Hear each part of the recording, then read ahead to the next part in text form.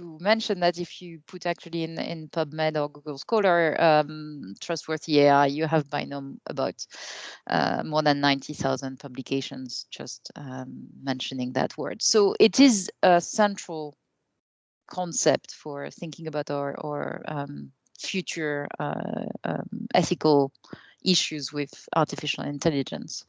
The question I want to focus on today is whether this is actually the justified ideal to have towards AI, and even if it's just one among many, the question still arises: that is it really a good idea? Is it a reasonable and rational thing to expect trustworthy AI to be the thing that we will be dealing with and will interact with in society?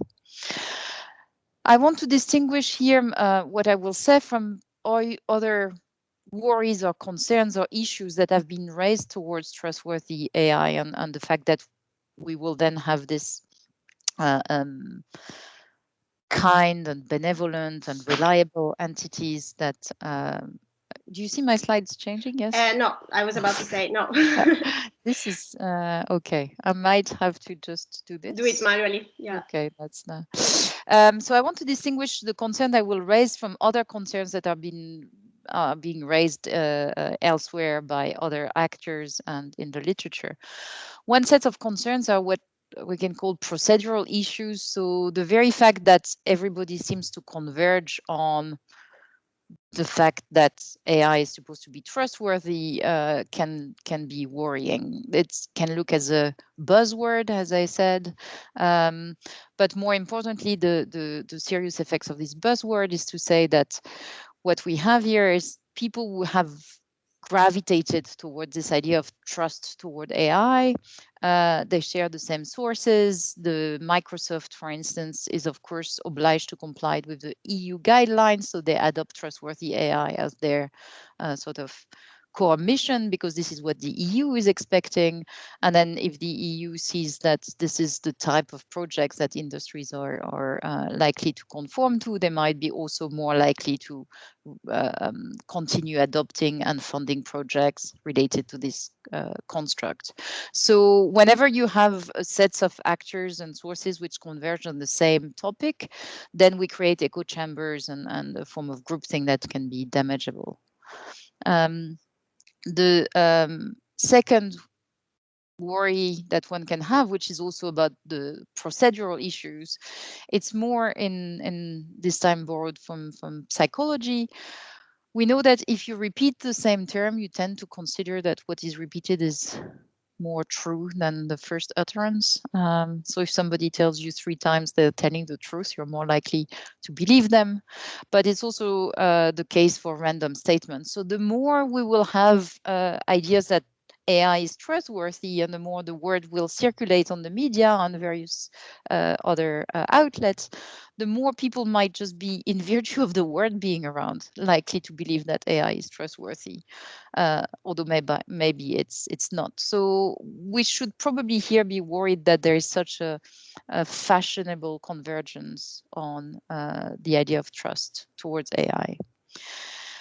These procedural issues can be distinguished from what I call consequential issues, and here there are many. I think a lot of ethics of AI is actually trying to anticipate consequences from the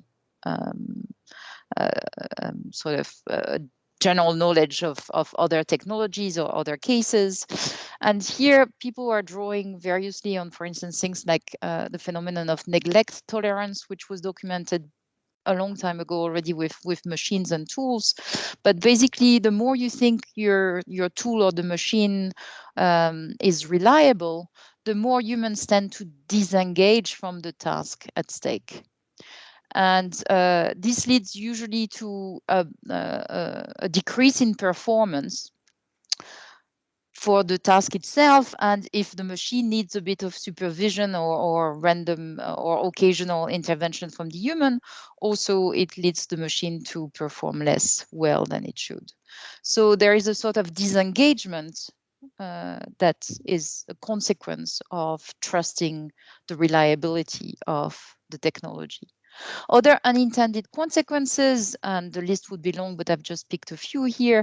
In a recent article looking at the use of algorithms and artificial intelligence in medicine for radiography, Dewey and Wilkins have pointed that the more doctors actually rely on algorithms, the less they actually develop and improve their own radiographic image reading skills. And if we train generations of doctors to actually rely on algorithm, we might lose some skills that eventually we'll need to have for difficult cases or just to train the next generation to perform better. So this is also a sort of unintended consequence of building and having trustworthy AI, that people would trust too much for bad consequences. The consequences are not just at the individual level for people using the artificial intelligence, they're also political or more collective consequences that people are warning against. And here, just to get a recent example, when the grading scandal happened last summer in the United Kingdom because of calculations by an algorithm about who should pass and who should not pass the end of high school exam based on various pre-existing data. Then there is the opportunity for the government to picture themselves as a sort of victim of having thought that the AI was reliable and trustworthy, instead of being accountable and starting to be responsible for using this AI or commissioning its manufacturing in the first instance. So by having the more trustworthy the AI is, the more delegation of responsibility we can anticipate toward these agents, which might reduce the responsibility of governments or corporations who actually have, as I said, been instrumental in using them in the first instance. So there are all sorts of consequential risks in having trustworthy AI, and that is AI that we're very likely to trust. When it comes to philosophers more generally, and this is stepping a bit away from the pure ethical issues and the bad consequences, then many are also concerned about conceptual issues. That is the fact that using the term trust is not just misusing buzzwords and rhetorically making it look as if it's true that it's already trustworthy, but actually using a concept which should not apply. And here many have pointed that trust is not simply reliance. So reliability of AI is one thing. The fact that it is performing the task it is designed to perform in a robust and resilient way is one thing. But when we talk about trust, for instance, if I trust Sophia to be on time for a next meeting, I'm not just expecting Sophia to perform the task and connect. I'm expecting her to be on time in virtue of her being willing to comply with her previous commitment. So there is an intentional component. If somebody, for instance, puts a gun on Sophia's head and forces her to connect to the meeting, then maybe that's a way for her to be reliable, but I shouldn't say that conclude that she's trustworthy when it comes to being on time.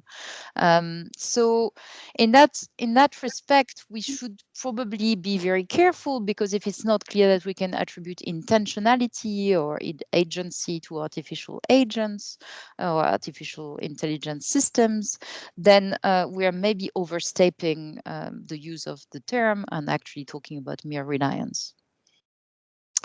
On the other hand, and this is also maybe still in the same line of argument, saying that we should not use the concept of trust, people have insisted that trust is first and foremost a concept that applies between persons. And so this time it's not just intentions which is lacking, but unless you have a form of moral status and vulnerability, then the concept cannot apply. Basically, you should have a form of reciprocal vulnerability. So you should realize that if you don't follow what you have committed to do, or you fail to honor what you were trusted to do, then you make other people suffer, but you also, therefore, will suffer the fact that you will not be trusted afterwards. This is a series of arguments on the philosophy of trust, and this is a very big field I cannot cover, but I just picked up a illustrative quote from Annette Beyer in the mid-80s, which said that basically trusting can be betrayed and at least let down and not just disappointed. That is, if you have bought a new car and the car breaks down, then you might be disappointed and furious and angry. But if somebody promised you to do something or you trusted someone to perform an action, then you're not just disappointed, you're betrayed. And that's this conceptual mismatch between the two construct that philosophers are concerned about.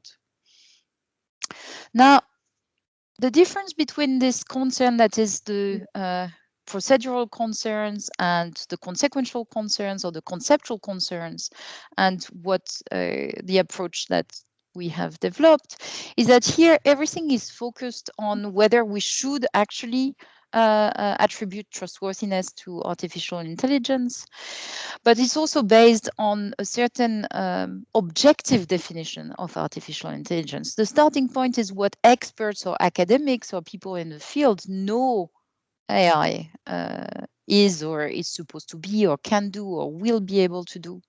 And the starting point that I want to discuss with you is a very different one, is to start with what people actually believe, think, and how they actually interact with AI if they interact with them at all.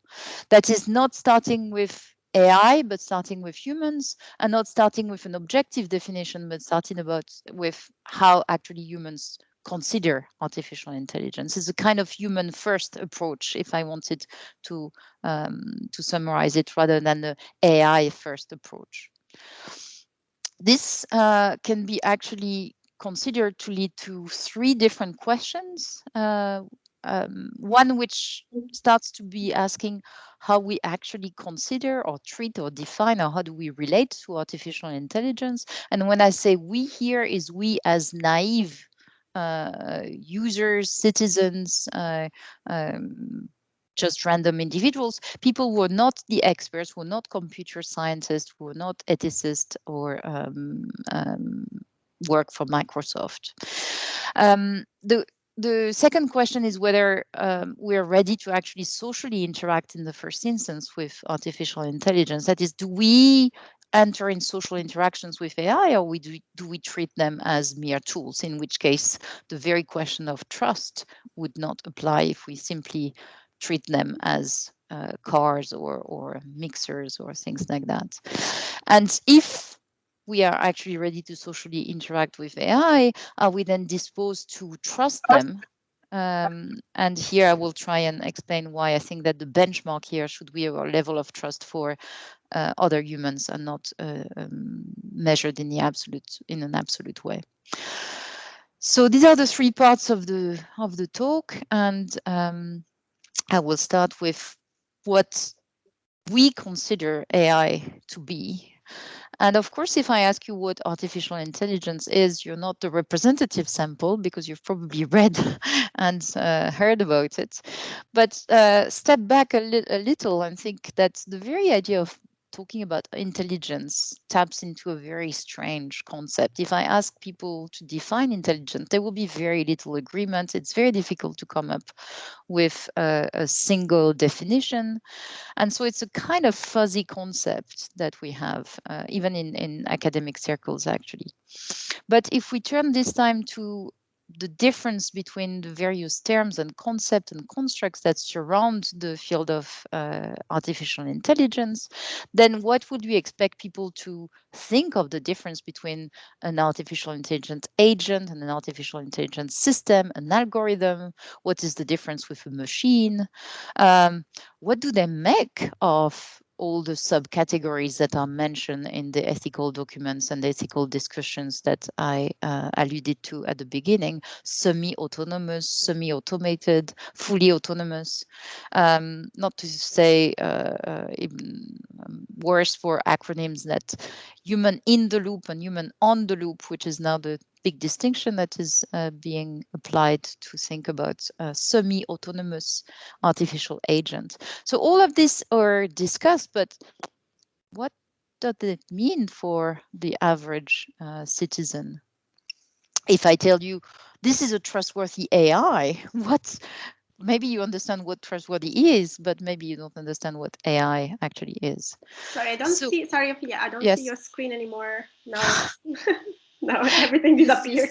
Okay, this is strange. Let me try again. It's at the bottom of the. Oh, yes. It was like at the bottom of the screen. Yeah, but do you Okay.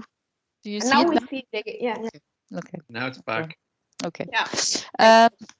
And so when you look at this question, actually, there's been very little investigation in the sort of folk psychological attitudes or definitions of artificial intelligence. I guess it seems that people have assumed what Hofstadter said in the past, that AI is this kind of negative thing. It's the stuff that we don't really know what it is, and it's not the usual technology. So it's a sort of negative category. And even academics in the field actually sometimes start with these negative categories, but it seems that in the wider public, the uses would suggest that people just say, okay, AI is that type of thing I don't really understand. Do we have good evidence or further evidence about what people think? Well, as I said, there is very little in the literature. When I searched for it recently, the best approximation I found was an empirical survey when they actually asked about 200 participants what they thought an algorithm was, and they gave them in some cases a free box to enter their definition, or some free set of words. And in both cases, they found that people were happy to call an algorithm some form of mathematical operation that performs calculation, which corresponded to the expert definition that you could find in the dictionary. So they said, okay, people are not that misguided when it comes to the definition of an algorithm, but it's to be doubted whether this is sufficient to actually warrant a form of trust and to grant, for instance, the difference between reliance and trust towards algorithm. Now, another question when we talk about folk conception of artificial intelligence is that probably they will not just be indexed on existing or future technologies and with a good knowledge of what these technologies consist of, but a lot of hearsay and a lot of also popular culture entities like Terminators and robots, so bad robots, good robots, or the idea that you can see in the Matrix that maybe the machine will take over, and a lot of apocalyptic scenarios can also come into the picture. And this is for me a very big difference, because when you read, for instance, the recent book by Mike Kokelberg about how to think about ethical issue about AI, is very adamant that we should think about ethical issues relative to plausible AI and not start elaborating our ethical guidelines by considering all the sort of science fiction ideas of AI that can be found in the literature. But this is where I would totally disagree. If we want to regulate our social interactions with AI, and by we again, I mean everyday citizens, then we should start with what people think. And probably this popular culture is actually very relevant to how people think about artificial intelligence. So that's again a sort of clear difference in how we should scope the definition of AI in these two cases. A few other things that we can say we know about what artificial intelligence is from, again, a sort of review exercise of what is there in the literature. We also know that we are subject to this known AI effect. There's a sort of double aspects to the AI effect. One is the effect of familiarity, which is summarized by the quote by Nick Bostrom I put on the screen, where he notices that a lot of cutting edge AI, as it's being filtered into general applications, stop being called AI because once something becomes useful enough and common enough, it's not labeled AI anymore.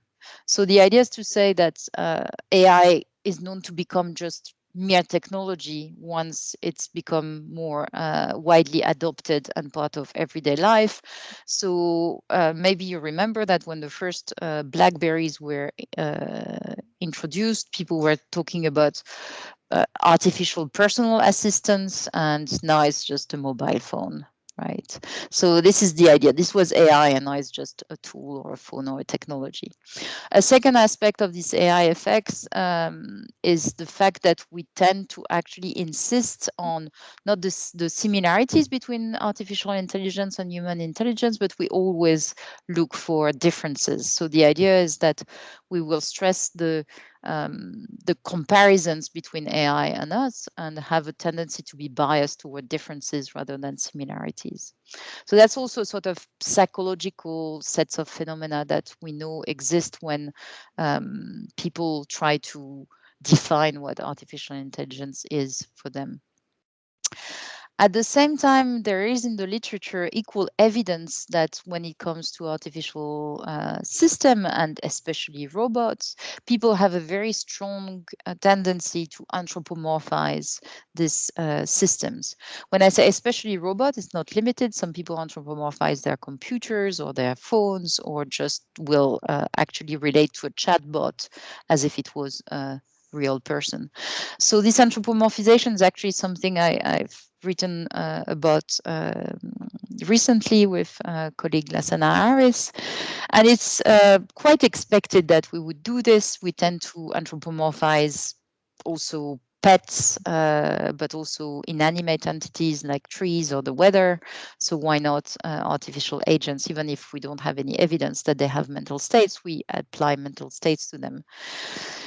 The evidence here from the psychological field comes from both sides. We can sort the evidence into the fact that we think that artificial intelligence system actually have received the capacity to have sentience, the capacity to have feelings. This is based on neural evidence. So when we see a robot being destroyed or hit, then our pain activation system, our pain system is activated as it is for another human. So we have this empathy for what we think is the felt pain that the robot is experiencing. There's a very nice experiment by Cannes group where they asked children whether it was fair to put either a broom or a robot in the cupboard.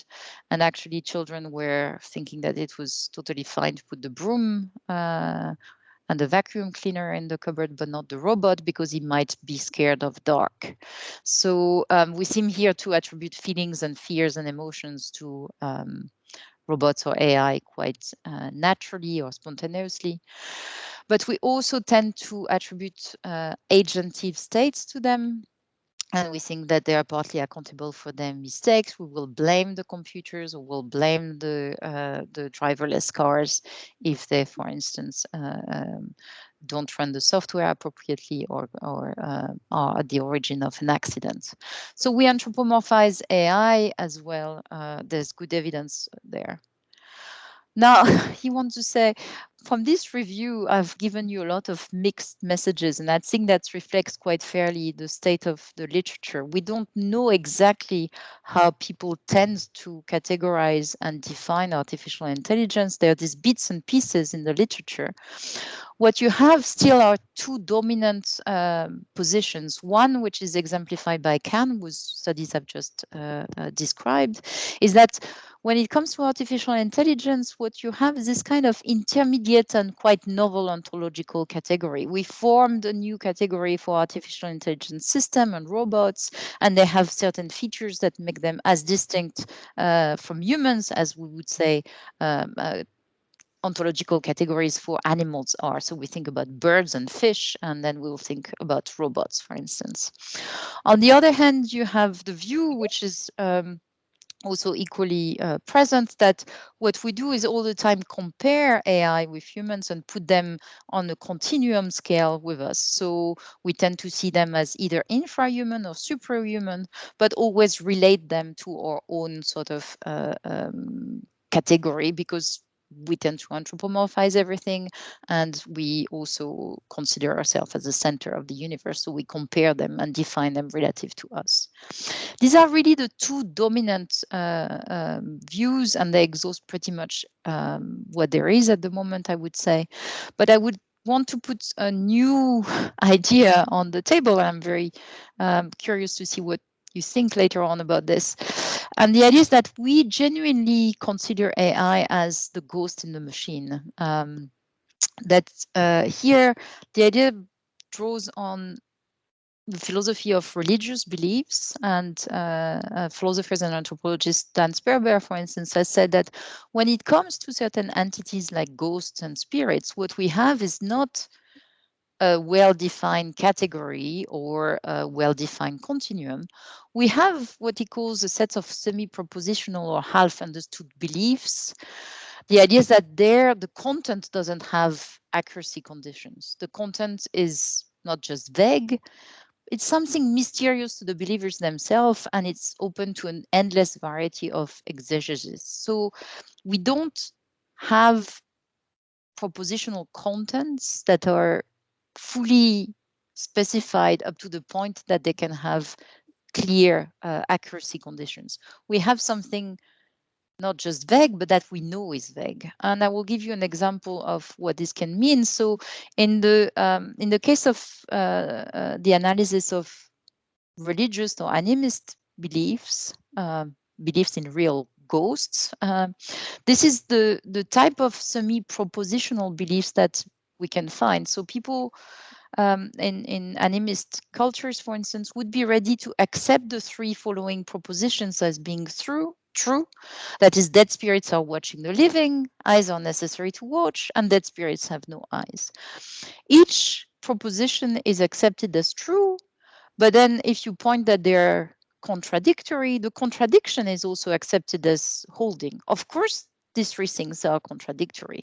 But then you go back and you say, but is it true that dead spirits are watching the living? Yes. Is it true that eyes are necessary to watch? Yes. Is it true that dead spirits have no eyes? Yes.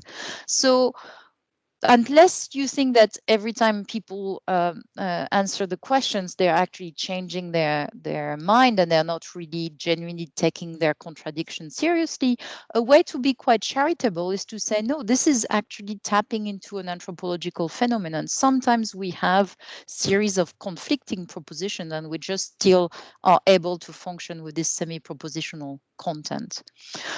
The suggestion I have is that when it comes to AI, actually, we're very close to that. And there are good reasons to think that maybe AI is actually also a clash between our reflective and intuitive takes on the world. But we're also probably happy in the same way to consider that the three propositions on the screen are actually each independently true, although they're altogether contradictory. So we can say the driverless car made a mistake. We can also think that intentions are necessary to counter failure as a mistake. And we can also accept that driverless cars do not have intentions.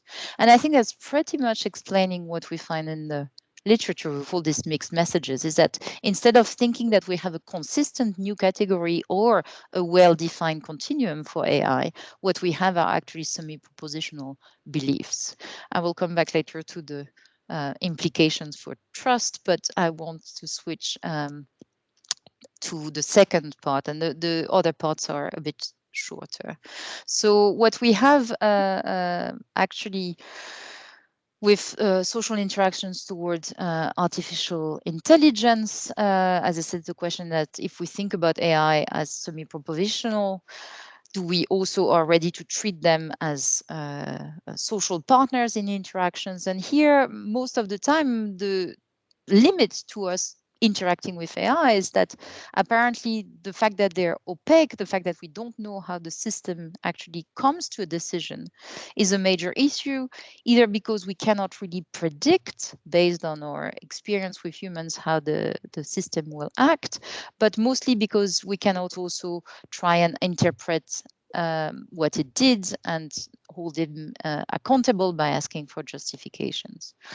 What I want here to suggest is that, in a way, in the same respect that there is no problem of other minds when you look at how the actual human mind is functioning, there is also no problem of opaque minds when it comes to us interacting with others, including AI. When we look at the way we interact with other human beings, in many cases, we just go on with stereotypes, heuristics with strangers. And we indeed are very clear that we have no idea about the individual mental states that are driving certain behavior, but we still come up with interpretations without much of a problem. We also know from the social cognition literature that the mental states we attribute are mostly a matter of convenience and not of accuracy. So if we don't get exactly what is driving the system, this is not really a big problem. We know that when we attribute different explanations for behavior, we tend to do it differently for ourselves and for others. This is known as the fundamental error of attribution. And we do this because it's better. We can have a better opinion of ourselves and blame others more easily with these attributions of mental state. We do it also in a strategic way, and we don't spend a lot of time trying to interpret others if it's not to our advantage. So opacity really of AI will not be a problem, and I think we're pretty confident here to say that we will accept them as social partners, even if we don't understand really how they work, and we know we don't understand how they work. This brings us to the question of trust, and I should finish in the next 5 minutes because I see that the time is running. Are we disposed to trust, therefore, AI as we do for other humans? Here again, it's the ethicists and other philosophers who look at the concept of trust tend to raise the question of trust in an absolute fashion. Are the accuracy conditions met for the concept of trust to apply, or should we trust AI? Are the type of questions they are interested in? If you start from a human first perspective, then you should say, well, trust is something we do already to other humans. So we don't do it all the time. We trust in a very savvy way. So are we doing it more or less when it comes to AI? And I think this is this comparative perspective that also is quite novel in our work and the work of others, to try and consider trust towards AI relative to trust towards other humans. Now, I want to quickly go toward two kinds of trust. There is epistemic trust. Do we trust the contents that others tell us and that AI might deliver to us? Well, here it is known that epistemic vigilance is actually the norm as much as trust. That is, we're not perfectly gullible. When we receive a content from another human, we don't buy it necessarily. As adults, we are pretty critical, but even children from a very early age start to actually question the expertise and the intentions behind the information which is conveyed. So from a psychology or human first perspective, we have very good reasons to ask whether the type of very cautious trust or the epistemic vigilance we have towards other humans is not applied as well to artificial agents. Here, there is a bit of work being done in this area, and in the epistemic domain, it's quite often documented that we have a form of algorithm aversion. It's usually studied as the type of comparison between how much you're ready to take an advice from an algorithm or from another human. So the same content is provided in these experiments. with a human as a source or an AI.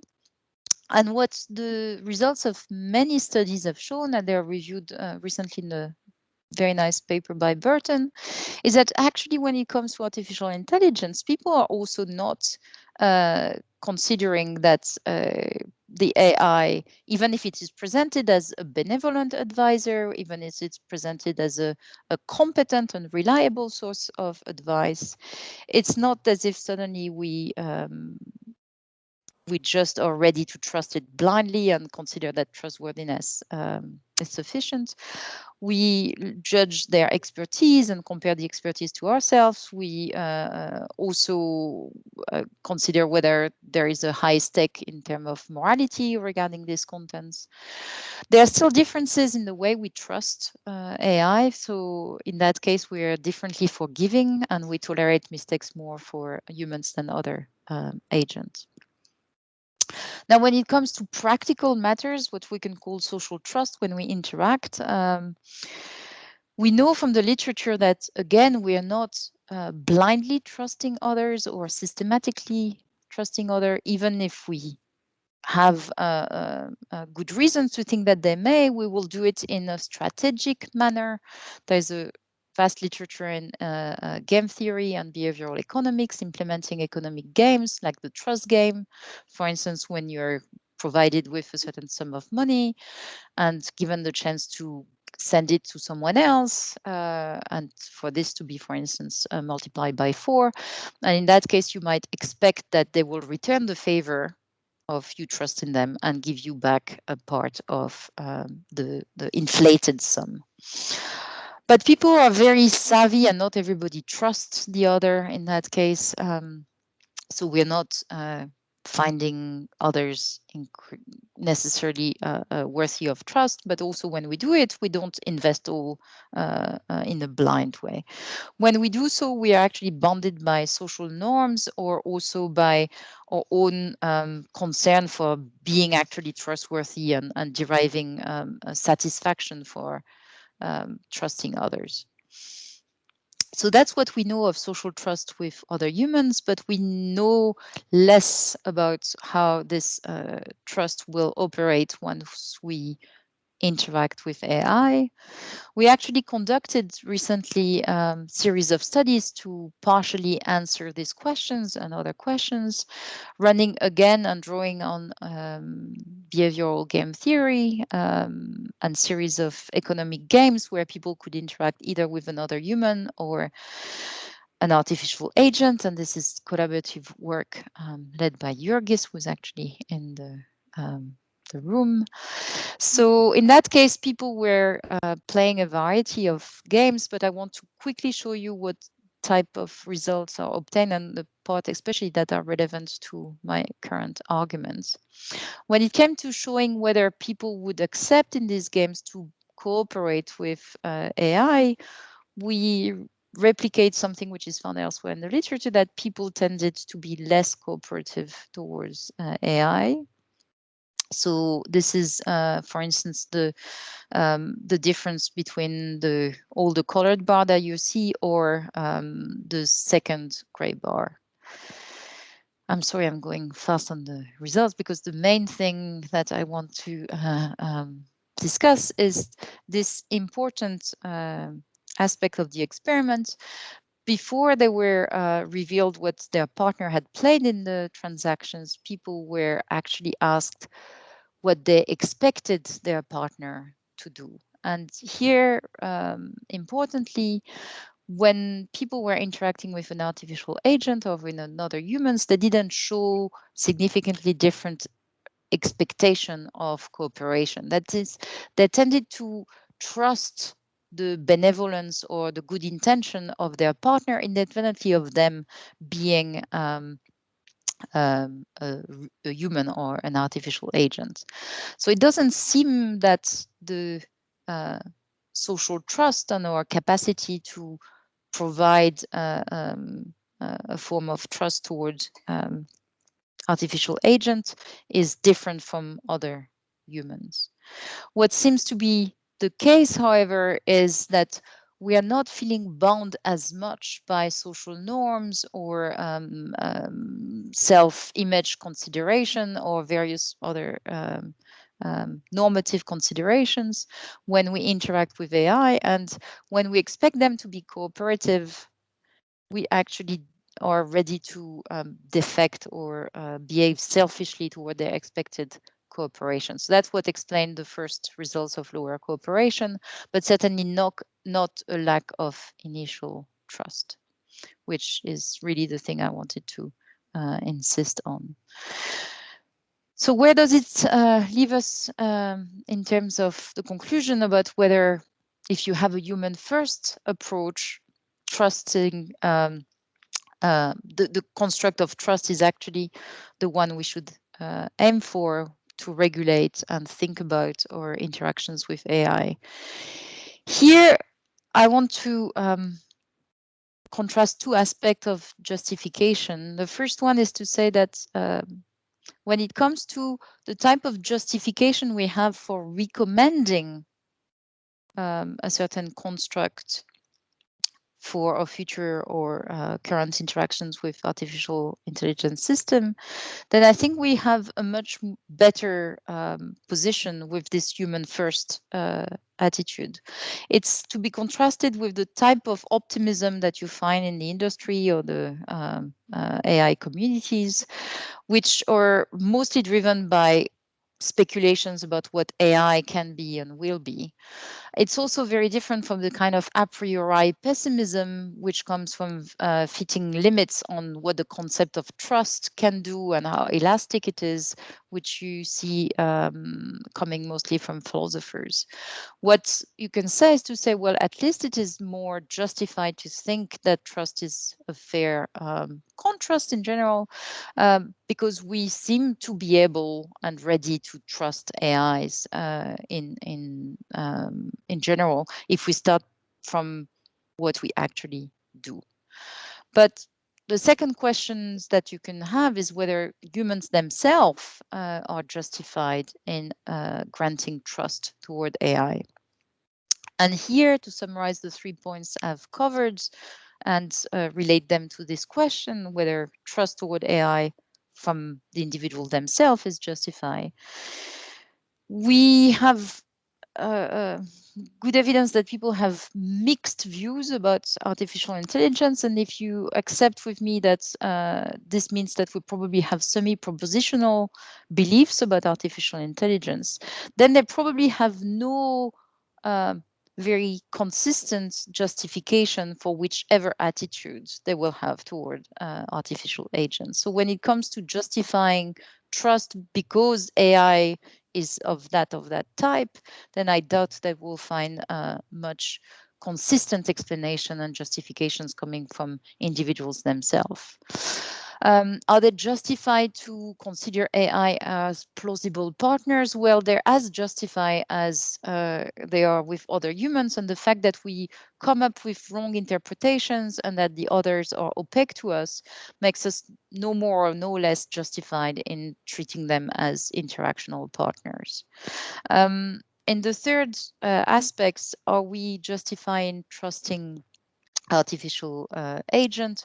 Well, it seems that we actually do trust, but we are still savvy in the sense that we don't totally feel obliged to be moral or abide by social norms when we interact with AI. This is at least the type of directions that our results show. And in that case, maybe I think that as long as we recognize that AI are not exactly pure social agents or clear moral agents, then this seems perfectly justified from our own individual perspective. So I would say that humans are justified in trusting AI as little as they do. Thank you. I wanted to pass a special thanks first to people who have helped me develop this idea, especially Yorgis, who I mentioned already, and Bahadur Barami, who is a colleague and neuroscientist here, as well as Anna Strasser, who's as well in the room, for whom actually the paper with these ideas was developed. And thank you for your attention. Thank you so much, Ophelia. That was really great. I'll just stop the registration.